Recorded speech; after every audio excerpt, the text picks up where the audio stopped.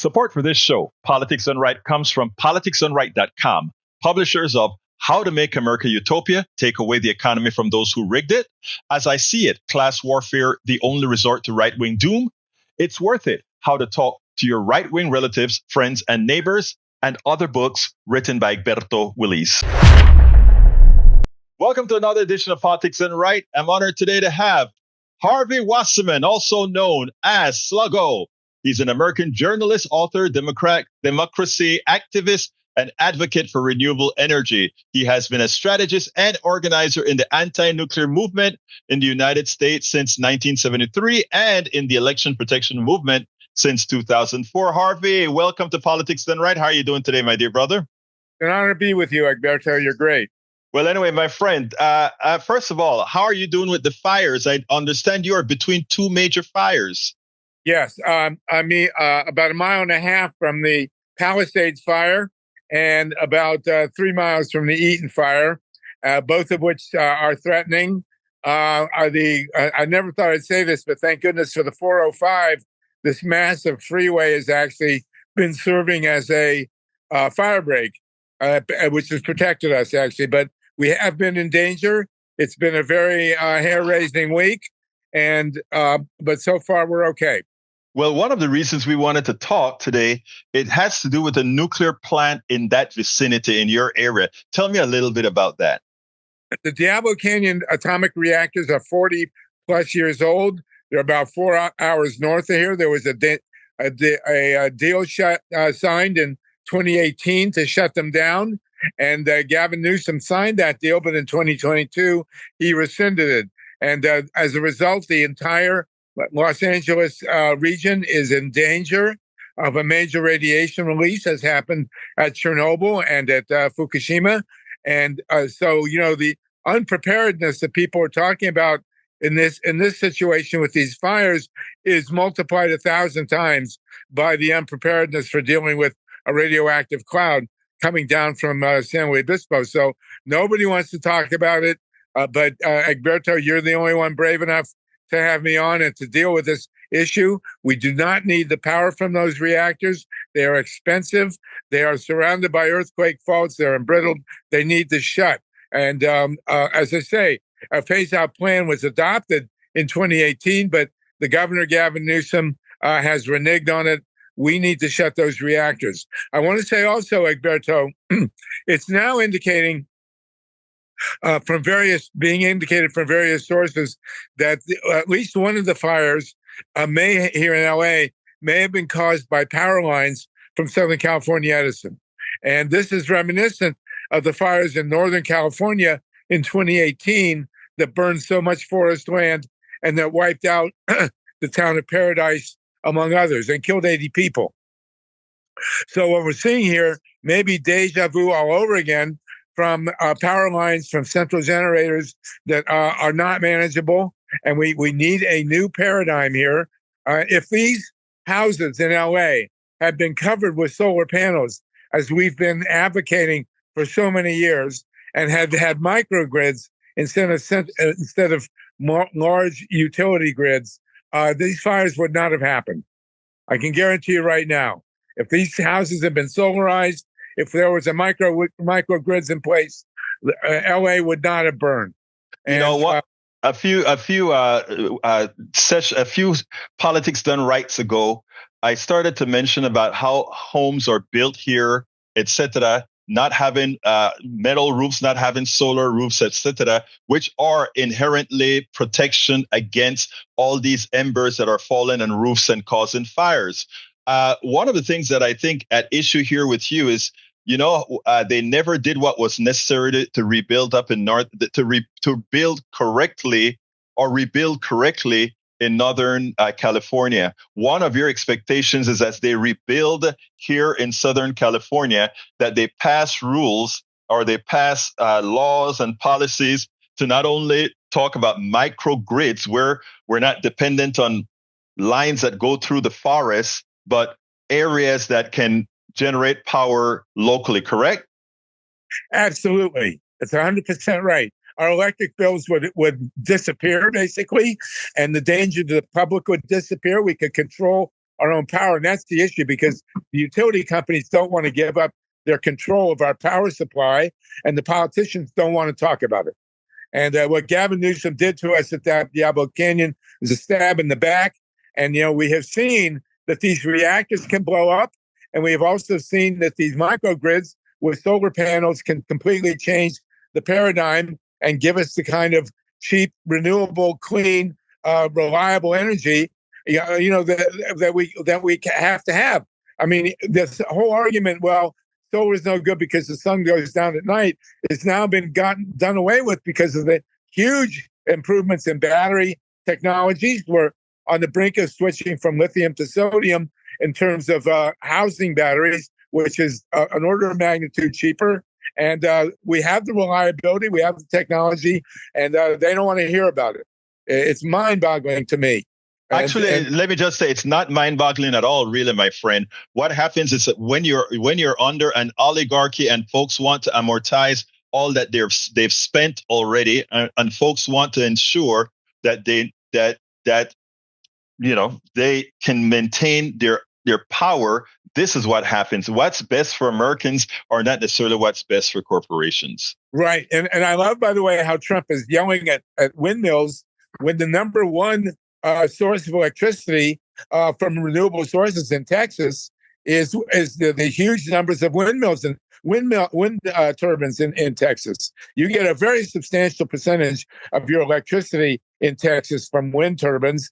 And in fact, the old thing they've said about nuclear power is going to be too cheap to meter. In fact, wind power in Texas is too cheap to meter. At night in West Texas, the utility companies give away electricity because there's so much coming in from the wind turbines. It's cheaper to actually throw the signal on the line than to turn the turbines and shut them down, etc. For having excessive power. Absolutely. So you can watch TV and charge your computer and do your wash, all that stuff at night in West Texas for free because of the wind power. And the same with renewables. Solar panels have plummeted in price and continued. It's exactly the opposite of nuclear. Nuclear keeps going up and renewables keep going down, and they don't want to hear about it here. Not the Democrats, not the Republicans, certainly not the utility industry, certainly not Gavin Newsom.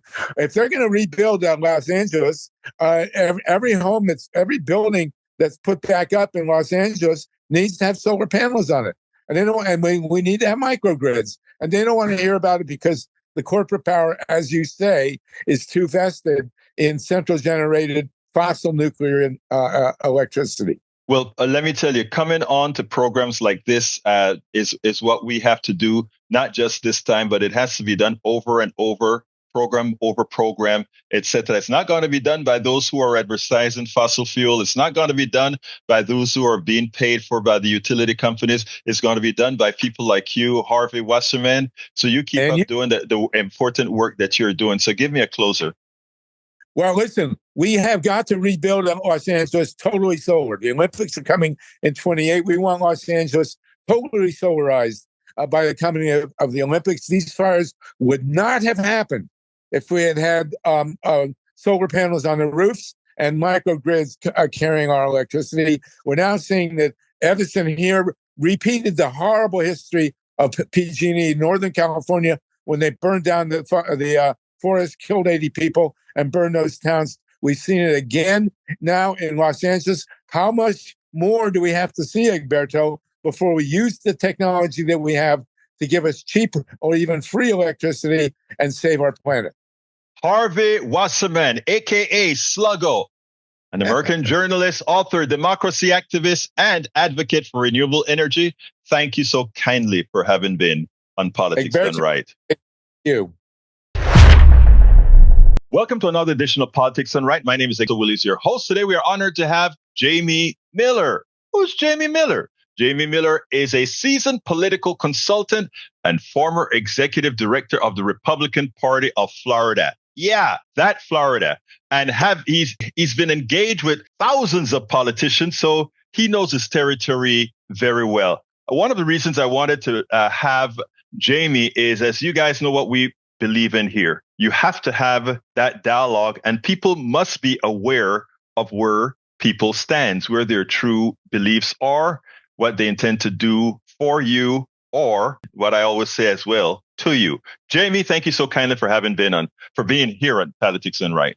That's my pleasure. I look forward to the discussion. Hey, first of all, you know where I got to start. I have to start at today and by the way, you pick the date, not me. Today's January 6th. Make your case. I don't know what case you're asking me to make. I have been on record, saying that, I think the Department of Justice, for the most part, has done a good job of trying to separate people who were accidental tourists and those who showed up to the Capitol in Kevlar vests and Kevlar helmets and maybe not intending to do good things. And so I think that was very small. I think the broader issue, and I think maybe not even my stance, but I think a lot of people on the right have a legitimate gripe when they look at January 6th protesters and the amount of money, time, and effort the federal government put into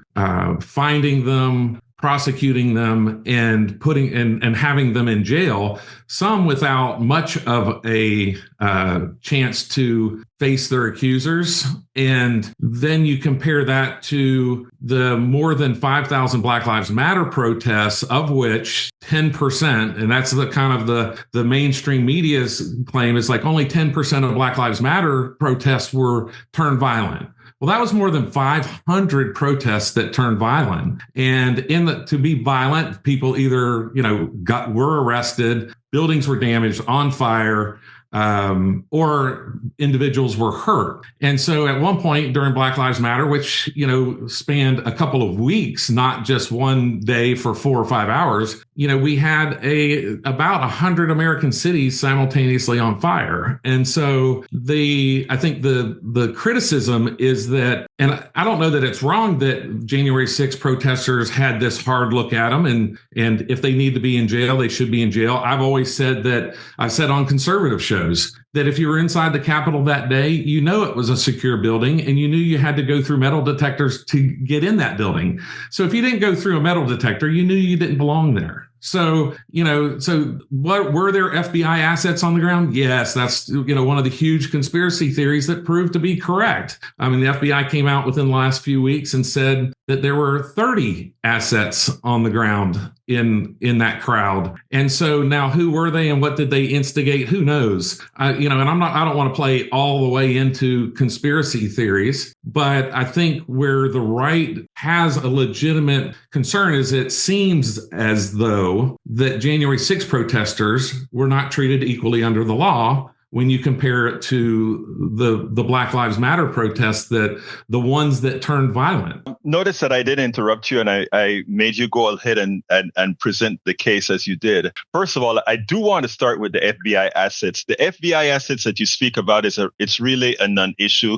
There would have always been FBI assets all over the Capitol. They were not there doing special things or anything of the sort. And there is no document, I repeat, no document that gives the implication that somehow we had FBI agents that were pulling the strings. So I didn't suggest it was agents. I know. I said there were assets. Right, and that's fine. And I do think you're wrong about one thing. No interruptions. I didn't interrupt you. Remember? Oh, yes, sir. Yeah.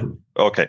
So there were no FBI assets per se, other than a lot of fiction that came about. But secondly, I think it's a false equivalence to equate Black Lives Matter, which, by the way, I do support, and I'll tell you why I support Black Lives Matter, and the insurrection. By definition, what you saw the insurrectionists do was a terrorist attack on the United States. Define the word terrorism, and you see that what they attempted to do was to change politically what had occurred or what was about to occur. Those insurrectionists qualified as terrorists. I consider that whereas you say the State Department, or not the State Department, the Department of Justice did a good job, I think they did a horrendous job.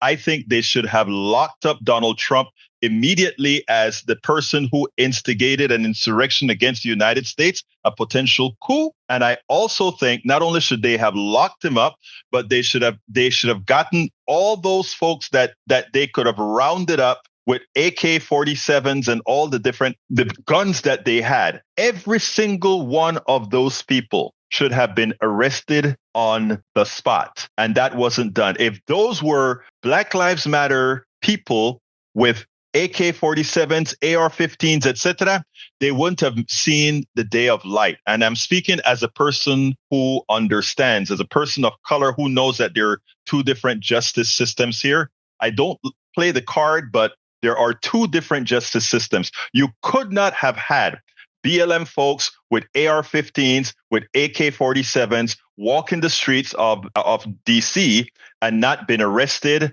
or shot. The next thing that you brought up that I think is very important is that, in the false equivalence between the January 6th as well as with the terrorist attack, the insurrection, the coup, here's the difference. How many people died in the BLM attacks? Guess what? The people that died in the BLM attacks were from right-wingers who killed protesters. We had that young man who became the hero for killing two guys. The hero from Wisconsin, I can't remember his name right now. He assassinated two guys who were protesting and claimed he feared for his life. Two guys. Everybody that got killed in the BLM protests that you were complaining about, guess what? They were protesters getting killed. In the case of January 6th, it was police officers who got killed. There was one protester that got killed trying to break in and broke into the Congress.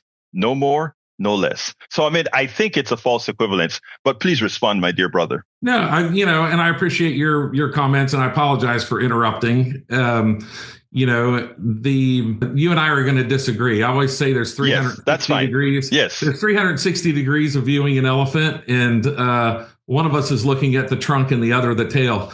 So, I think what I said was that, people on the right feel like there were different levels of justice. Like you said, you have felt as an African-American man. As a black man. Okay. Yeah. Excuse me. Don't mean to offend. Yeah. No offense. It's just that there are different meanings. Yeah. Okay. So they don't, So I just don't think that where some folks are looking at, like, nobody got arrested in Black Lives Matter. Very few people got arrested compared to the number of people who the government sought out to arrest. Like you said, everybody who was involved should have been arrested at that point. Well, I disagree with that, and I would disagree. And I never said, I would disagree if somebody came and said, hey, at some place where there was a Black Lives Matter protest and now there's 3 buildings on fire, we should immediately arrest everyone. I would disagree with that as well. So, just to say, carte blanche, because people were there, they should have been arrested, I think is not the way to handle any type of protest. And while you categorize this as a treasonous or, that's not the word you used, but insurrection, this started out as a protest and somewhere it went haywire. And I don't think that 90% of the people there meant for it to go haywire, and we can get into, I don't know that we need to, because I just think we're going to disagree on the number of people who are protecting the Capitol during Black Lives Matter versus the number of people who are protecting the Capitol that day. That was a problem. And how people, we have these videos of, on one side, there's videos of, Capitol Police, not Capitol Police, but mostly DC police who are wearing body cams, who are struggling with protesters mostly outside, and then Capitol Police and people walking through the Capitol. Right. And now they did some stupid things. They sat at Nancy Pelosi's desk. They carried her lectern around. They made life-changing, quite frankly, some of those folks made life-changing decisions to be accidental tourists. Right. And I know the one person who was seen, smiling and kind of making a wave as he was carrying Nancy Pelosi's lectern lives near Tampa, Florida. And so that case has received a lot of press here. And, him doing that has destroyed his life for the most part. I mean, I don't even think he ended up doing that much time. I think it was kind of a time served thing. But as far as his profession, his family, I think if he had that day to go back, and he wasn't accused of doing anything violent. It was stupid. It was he broke into her place, right? Well, I don't know that he broke in.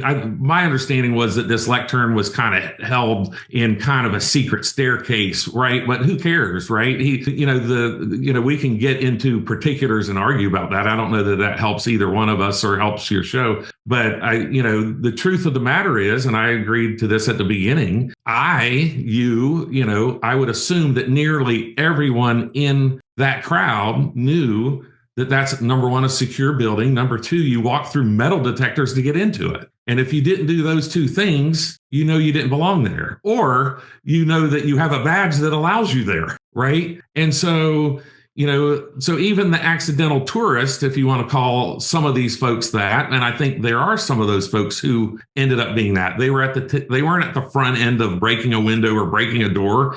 And when the police stood aside and stood down or whatever, they're letting us in. All right. Well, now they're, but they knew they didn't belong there. And I'll agree to that. But what do we round them all up and, put them in prison for years? No, I think the Justice Department did the least that they could do. And notice I said the least that they could do.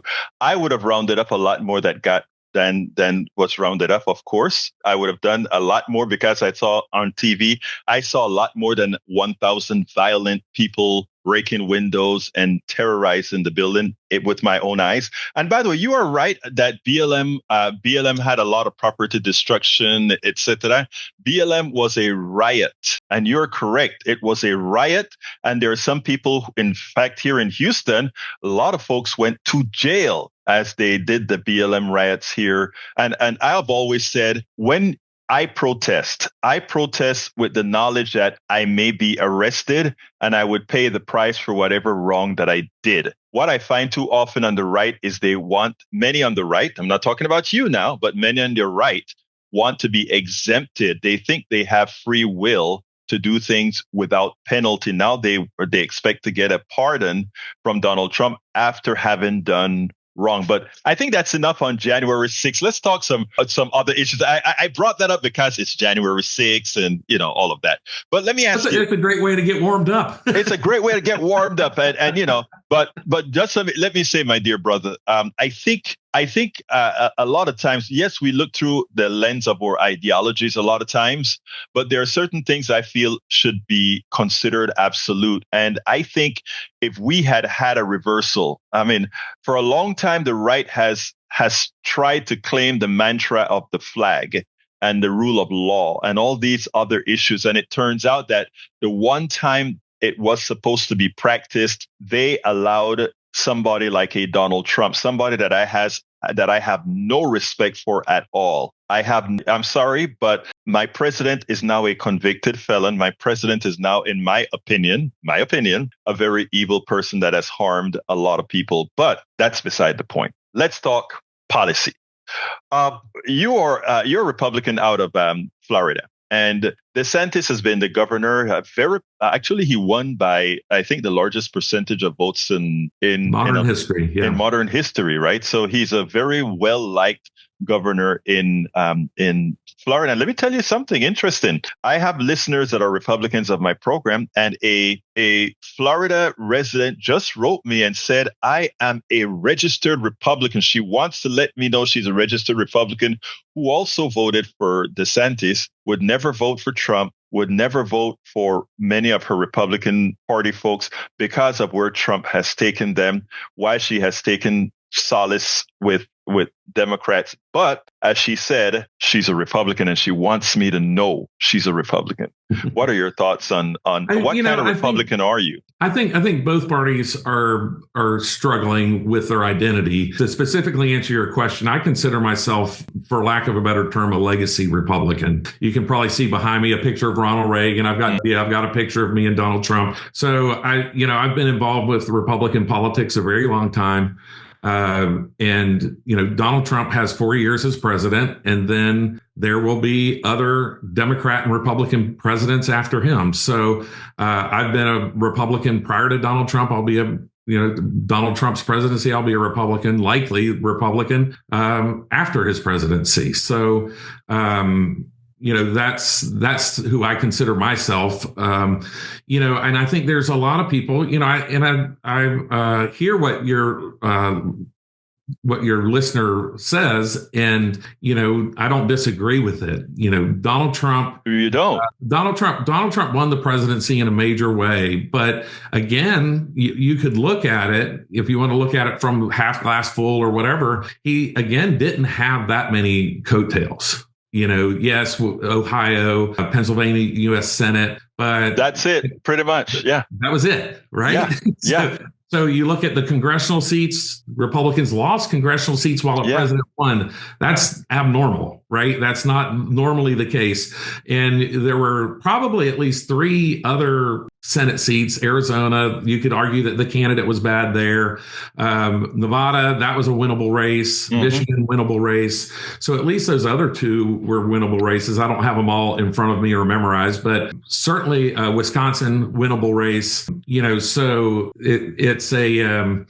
So I hear where, certainly there were a lot of people who went and voted for Donald Trump who either then did not vote for U.S. Senate in these pivotal races, mm-hmm. or voted for the Democrat. Right. And it's interesting. I mean, I know it's a touchy subject, but I am first of all, I am surprised that Kamala didn't win because, again, I was looking at the race through colored glasses. I was wrong. I thought it was going to be a landslide because I thought women would really come out and finally say we can't have somebody like Donald Trump who thinks of women the way he thinks of women, who does to women what he does to women, and still vote for the guy. I was wrong. And I tell you what's interesting. And I said this on my KPFT 90.1 show this morning. We had callers that kind of it said, everybody wants to talk about it's a working class issue. It's an issue with workers, etc. And I think the answer is too easy. You take Kamala Harris's name off of the policies and you take Donald Trump's name off of the policy. You list all the policies that each of them support. And when you ask Americans by a landslide, they pick the policies of Kamala Harris. When you put Kamala Harris or Donald Trump on, it goes to 50-50, which is what he won the race by. It was about a 50-50 race, 1.5% differential. So the only answer is what, again, my daughter cops to, what I cop to, and that is we still have a gender and race bias in this country. And I think absent the race and gender bias, even with all the flaws that we have with the disparity in the economy for the wealthy versus the others, I can't see any other reason. I don't know that I agree. I agree, and that's why I brought it up. I would like to hear your point of view. I don't know that this particular race was race and gender. I felt like this particular race came about. I've said before, the people who supported Donald Trump believe that he will lead us through fire despite the fires he sets. And wow. And so, I'm pretty sure the Donald Trump folks don't like it when I say that. But no, that's why I said wow. That's the truth. We all know that his tweets, he sets fires, right? Like whatever you want to call them, right? But in this analogy, I'll use fire. And I think when people looked at Harris, they didn't see somebody who could lead us through. She may not set any fires, but I don't know that they saw somebody who would lead us through. And I think if you break it down to that just very basic premise, I think that's kind of where progressive missed the movement of Donald Trump, which is, I think a lot of progressives said, how can you support a guy who sets so many fires? Actually, you are so right. You are so right. And I cop to being in that regards completely missing the American folks. But you look at it from the point of view that you think people actually believe Donald Trump is going to fulfill what he said he's going to fulfill. The other question that has been asked is, do you think Donald Trump is trustworthy or will do what he said? And these same people said no. So what I'm saying, let me go back to the race gender. When I go, if they don't, let's take your possibility that they just thought Donald Trump was going to get stuff done. Let's assume that what you said there is correct. But I'm telling you that the polls say that they don't trust that he can get stuff done, but they preferred her policies. But when they find out that it's her policies, it goes from a landslide for her to parity with Donald Trump. Do you think it is so difficult to really look at that?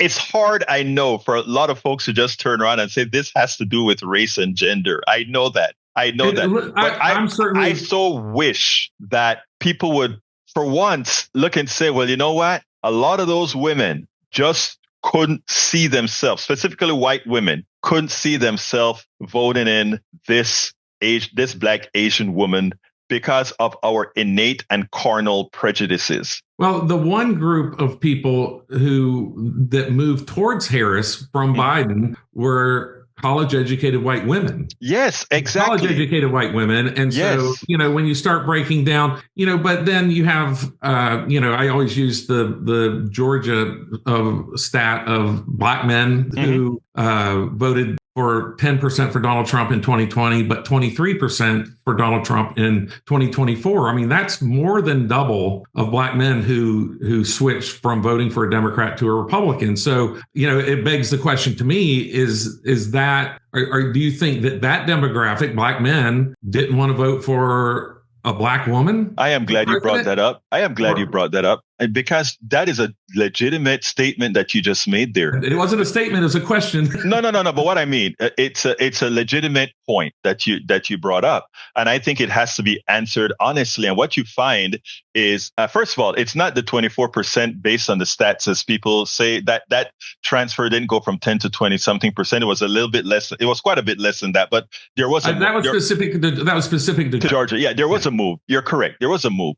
But here's the thing, brother. Black men are chauvinist, sexist, just like white men, just like Latino men. Okay. And what's interesting is I had given the Black church a hard time for the longest time because they wouldn't allow women to serve in the pulpit. They had the same sins of the white guy that they want to hit up on. And I'm like, you guys are doing the same thing that the white guy is doing. Right? You guys are sexist. You guys are. So in effect, you are right, brother. Well, and I'm not trying to be an antagonist, but this is an honest question just because we're having an honest discussion. And what I'm saying is you're right. And Black men are sexist, chauvinist, just like white men and Latino men. Did those Black men who switched, that 10 or 13%, let's not quibble about the number, whatever that number is. Right. The Black men who switched from Biden to Trump, did they vote for Trump or against Harris? They voted for Trump. The ones that I knew, because I have, and this is scary to say, I have some millennials, that young Black men that I had long conversations with. And in effect, they voted for Trump because they didn't think a woman could do it, and Trump said he was going to do it. And I remember I had a Panamanian ball that we had. A couple of guys came and they told me, we voted for Trump. And I'm like, okay, give me the reasons why. And they went through things like how he's going to give that and X that. And I started to go through policy. And I said, do you understand that there are certain policies that right now supports you, student loan forgiveness, etc., that he's intent on getting rid of? Really? Didn't know that. I didn't know that. And did you know that, by the way, your mother is going to be, your mother has a stroke. Kamala Harris wants to support policy with Medicare at home. You knew that, right? No, I didn't. And it was a different story. We have an uneducated population that don't vote on policy. Now, look, you're a rich guy. You probably, voting for Trump it's in your own interest. So that's probably the funniest thing that you've said, that I'm a rich guy, but go ahead. No, I made an assumption. Forgive me. My assumption is wrong, brother. Forgive me, but my assumption is wrong. But what I'm saying, my point is that those frames are all from IKEA, I promise you. okay. But you see where I'm coming from. In other words, these guys have voted against their interests. And they voted against the things Kamala said she would have gone to Congress and fought for. So that's all that I'm saying. And I'm saying that a lot of the black guys that I knew, they voted for Trump because they thought Trump was going to do what he said. And he had much better penetration on social media, much better penetration in all these areas. He was a better campaigner, period. They did run a better campaign, and you could argue that Harris didn't have time and all these other things, but they basically took the Biden campaign and, kind of folded it over into her, which maybe was unfair to her. But I wrote in my blog in October of 23 that exactly what happened would happen, that Joe Biden would wait until after the Republican National Convention and be forced by Democrats due to his health out of the race. And I predicted that a full almost year. Well, you were right, brother. You were right. So I'm kind of, it's kind of proud and sad, right? That you could see it coming. And then I thought about it from a political standpoint. Well, it made the most sense to do it after the Republican National Convention and then try to win a sprint. And because Joe Biden ran and won in 2020, campaigning less than any winning president since 1880 James Garfield's front porch campaign, where James Garfield sat on as a Republican nominee in 1880, not 1980, 1880, sat on his front porch and said, "Oh, if you want to know what I'm going to do as president, come by and see me." So every reporter had to go to his farm in Ohio to interview him. Yeah. Right. And so you ended up with, Joe Biden, quote, had Republicans like to say the basement campaign, where he'd pop his head up out of the basement or tape something down in the basement due to COVID. But he campaigned and won. And so I think the strategy the whole time, and I also wrote that there were 3 stages of the Harris campaign, which were excitement, relief, and regret. And I think Harris squandered that excitement phase, because there was excitement about her campaign. I think anybody who doesn't admit that is not paying attention to the reality of the I am going to have to agree with those 3 points. Excitement. What is it? Which one do you start with? Excitement, relief, and regret. And relief and regret. I believe in the excitement, the relief. I don't have the regret, but what I do know is that the $1.2 billion that she had was ill spent. And when you blame, it's her campaign, so she has to ultimately take the blame. But ultimately, it's a Democratic machine, that consultant-based group of folks who wouldn't know a person who live in Appalachia for, they simply didn't go into the rural areas. They seeded the rural areas. They seeded Appalachia. I would have gone into all those areas with Reverend Barber and the Poor People's Campaign. I would have done all these things to get the people out that I know would support, and none of that was done. Trump's a showman. One of the other, I was quoted in 2011 in Variety magazine, of all places, that the Hollywood, gossip magazine. Yeah, I know. That if Donald Trump ran against Barack Obama in 2012, that he would have won because of his celebrity. And, of course, he captured that celebrity in 2016 and won. And then we saw that celebrity kind of on display in the final days of the campaign, where, he went to the McDonald's drive-through, and everyone's kind of like, "Oh, he's handling the fries wrong," and everyone's like, "That's not the point, right?" Like the point is, the point was to get him in the news, and he wasn't. The point was to control the news cycle in a fun way, where people are like, Harris said she was going to have fun and bring joy, and Donald Trump's out here doing these funny things, right? But let me just interrupt that for one reason, and it's this way. For all that we're talking about, it's important to understand that in 2016, Donald Trump lost by 3 million votes. In 2020, Donald Trump lost by 7-point-something million votes. And in 2024, he won by 1.5%. I don't remember. That's about a million and so, couple million votes or so. So, what we're talking about is whatever showmanship he it was worth winning 49.8% of America this time around when he went up against. And the only difference between Kamala and Hillary, where Hillary won the popular vote, is that Kamala is a Black Asian woman. And I know it touches you. And to a lot of when I speak to a lot of guys like you, it sometimes I know it irks you when I bring up race or gender in these things, but I try to isolate all the. I think you made a really eye-opening point right there, and something I have not thought about was comparing Hillary Clinton's total votes versus Harris's, and I think, and I haven't done that, so I don't have those figures directly in front of me. Right. I do like to look at more, as a general rule, look at more raw votes versus percentages, because I think they tell a truer story. And I don't know what Hillary's raw votes were compared to Harris's, but I do think that's a valid point. And I know I got to give an important number. Sorry to interrupt you, but because I didn't want to lose my trend. But as it turns out, Harris got the third highest vote total of any president. Okay, think about that. But Donald Trump made a little bit better in his 2020 campaign. Well, that was the argument. That was the argument in 2020 as well, right? Yeah.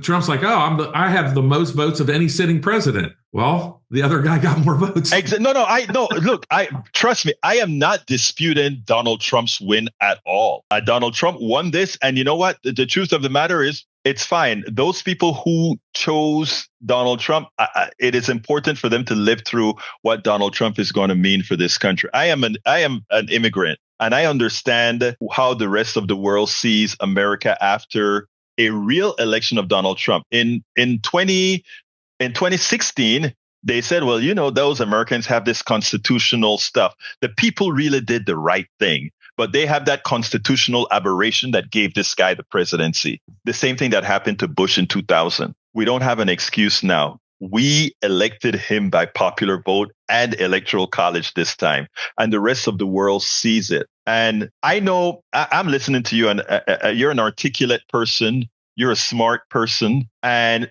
with some of the answers or some of the statements that you make, I can see that you're not all that proud of Donald Trump, and you're a Republican. I don't want to say that I'm not proud of him. I think that, when you were looking at Donald Trump and Joe Biden, I think I'm also on record of saying, hey, listen, it's time for both these guys to give it to the younger generation. I agree. And so in that regard, I've been critical of Donald Trump, but I also believe, even though throughout our history we have sometimes failed, that, our system's based upon conducting the will of the majority while protecting the rights of the minority. And, Donald Trump, had competition for the Republican nomination for president, and he won. Yeah, he won in legitimate elections, and he became the nominee. And so I supported him, and I continue to support him. Harris is one of the first nominees to never win any election to become the nominee, not a convention, not a primary, nothing. Well, I think that's unfair. I think that's unfair. She won as the guy's vice president. So she was elected with the guy, and her job is, if he can't do it, she takes command. But a vice president doesn't necessarily become the nominee for your party each and every time. Exactly. But Al Gore became the nominee. Herbert Walker Bush became the nominee. Biden did not the first term. But that's modern history. You go before, Reagan, the vice president never became president. My brother, however, she followed the rules. The delegates, people elect delegates, and delegates elect the nominee. When the nominee dropped out, the delegates made their choice. So, I wasn't suggesting she did anything wrong. Yeah, right. I just suggested that she had no competition. Okay. I'll give you that. I must give you that, because that's what happened, right? They squashed the competition right away. All right. Before we go here, let's quickly talk a little bit about policy. Medicare for all versus standard for-profit medicine. What's your thoughts on that? Private health care. I always think that, when you get in these elaborate policy discussions, again, there's 360 degrees of viewing an elephant, and there's parts of it that are always correct. The parts of Obamacare that I thought were very good were, you could cover your children till you're 26 or whatever, pick an age, it shouldn't be 40, but, an age where a child transitions into adulthood and maybe college, maybe whatever, where they're still covered, and then existing conditions, you shouldn't lose your coverage, so I think there are some good things that come out of all of these policy discussions. I'm not for the problem I had with Obamacare was that we sort of created another yet federal program for healthcare. And I thought, well, if we're going to revamp the whole thing, let's throw it all together and put all of our money where our mouth is and include, and this is unpopular on my side of the aisle, but include the Veterans Administration, Medicare, Medicaid, whatever you want to do with Obamacare. And so, and put it all, if we're going to have a federal government run or influenced medical insurance, if that's what we want to call it, then let's stop spending all this money on bureaucracy on all these other administrations. Wow, you're the first Republican that I've ever heard said that. You're saying, well, if we're going to do it, might as well do Medicare for all. That's what I think that's what I just heard. I don't know that it's Medicare for all, because I think that there's still a place for private insurance. Oh, no. Yeah, private insurance after a certain, here's what I think, and tell me if you could live with this. I think we should have a baseline Medicare for all Americans. Healthcare is a right. And if you want supersize healthcare where they put pedals on your bed and lay, the best, you can buy private insurance. Well, see, I think this is one of the situations, I think this is one thing that Vivek Ramaswamy articulates pretty well. And I've been pretty critical of him as well. But I do think he articulates this well, is that medical insurance is the one insurance where we pay a premium and we expect every little thing to be paid for. And then, when a big thing happens, that's when we have to dip into our pocket.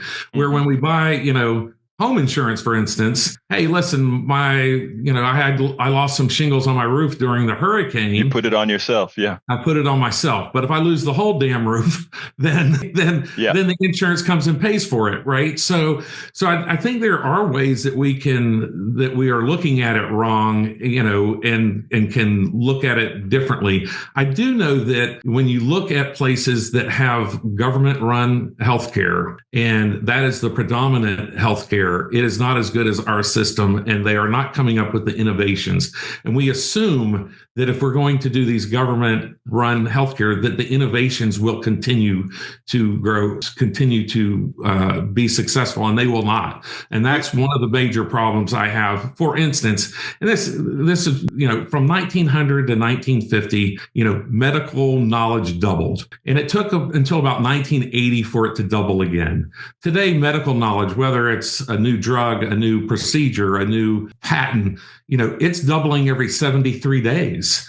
And so that is happening almost exclusively in America, where you have corporations who are invested in the financial outcome of these positive medical results. And so, we can argue both sides of that coin. It's like, oh, how sick do these corporations keep us to sell us drugs to? I'm not going to go there.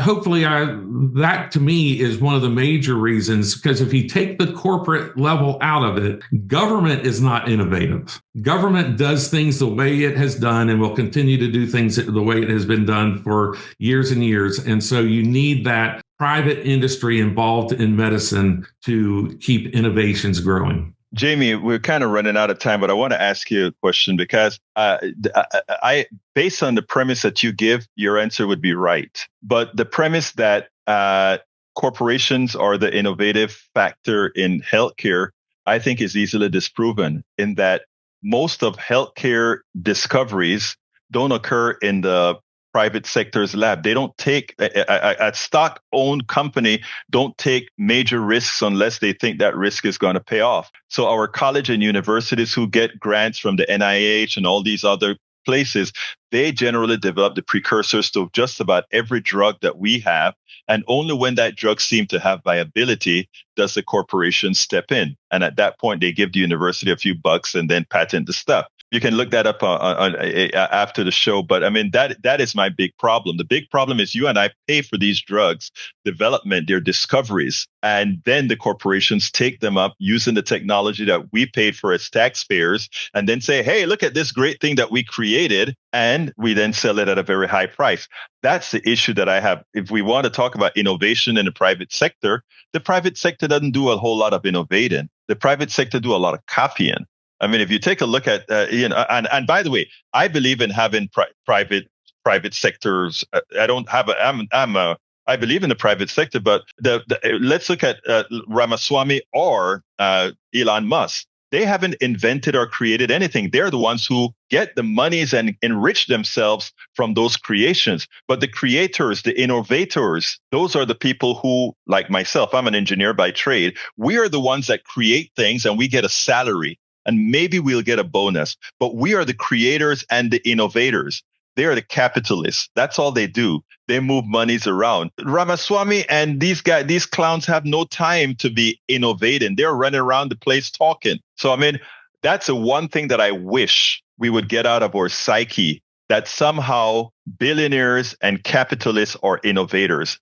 They're not. They move monies around, but you and I'm assuming you're not rich, super rich or in any way.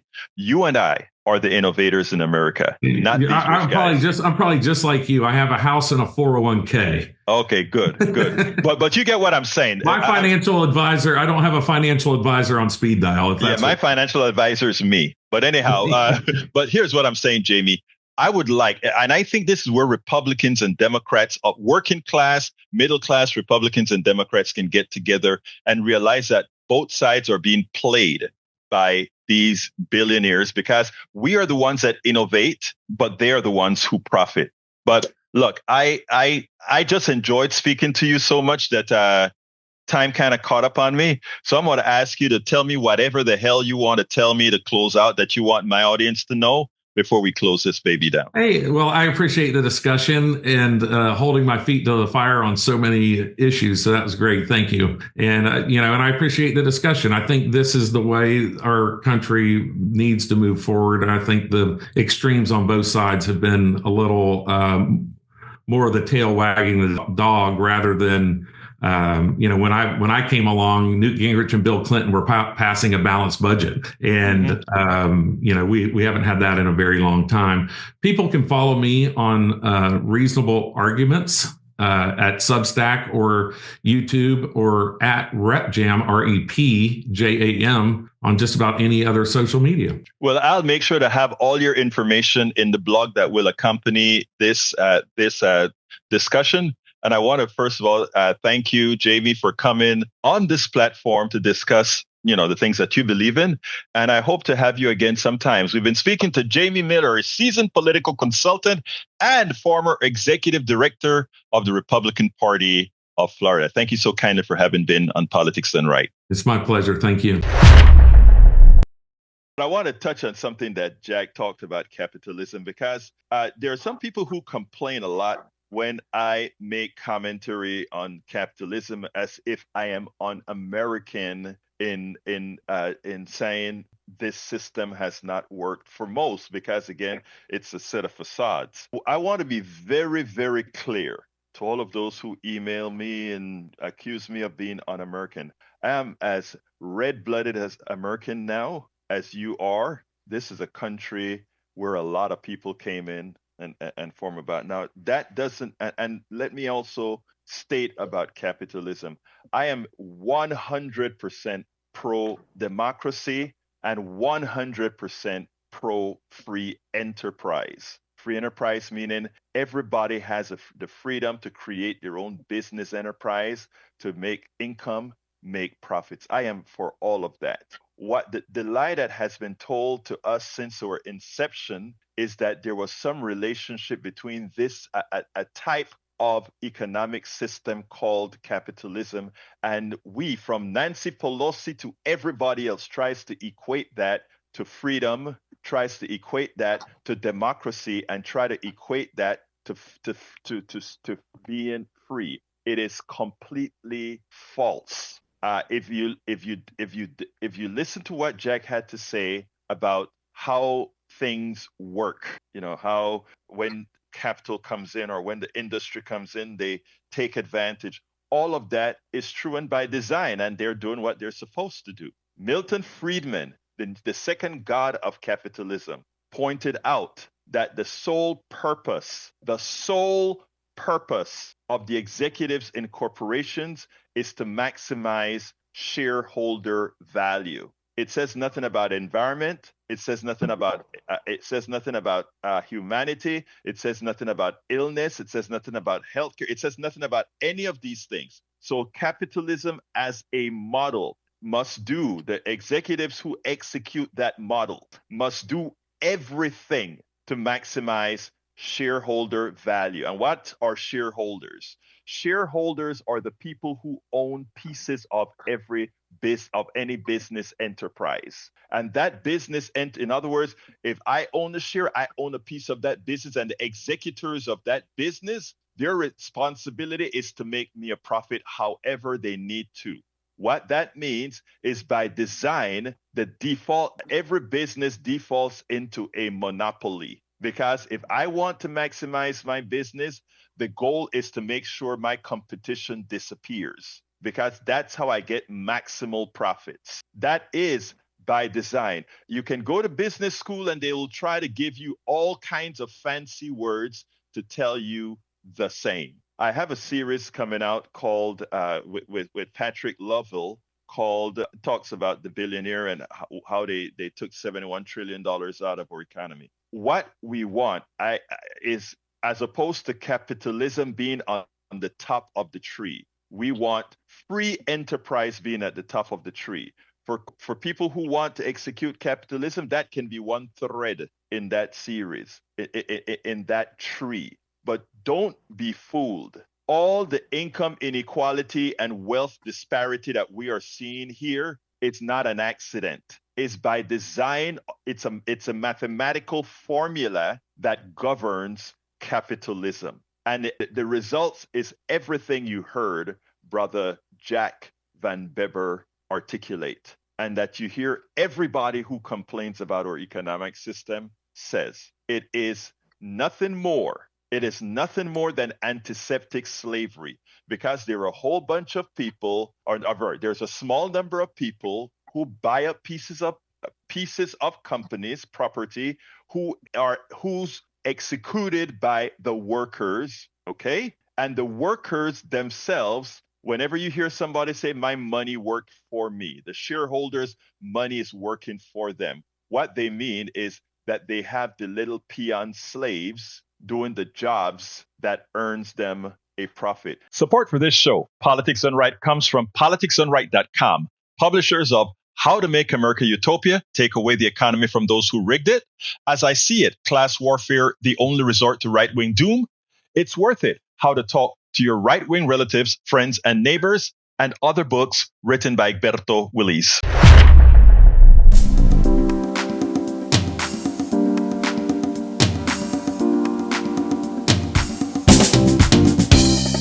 Welcome to Politics Done Right. I am your host, Egberto Willies. This is a progressive program that will take the mystery out of politics. This is the program that will encourage you to make sure government becomes we the people. Whether you are liberal, progressive, conservative, or otherwise, you get to air your point of view. We are an independent media outlet